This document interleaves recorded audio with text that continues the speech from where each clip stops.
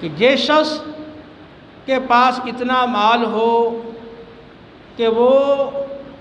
हज के आने जाने के और वहाँ ठहरने के सारे अखराजात बर्दाश्त कर सकता हो, और वापसी तक अगर बाल बच्चे हैं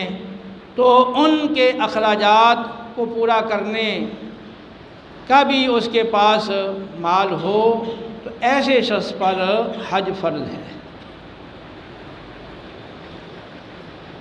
मुस्नद हुमैदी में सही सनद के साथ रिवायत है, रसूलुल्लाह सल्लल्लाहु अलैहि वसल्लम ने इरशाद फरमाया, 3 अफराद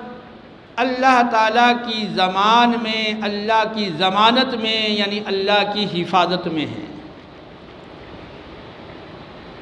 वो शख्स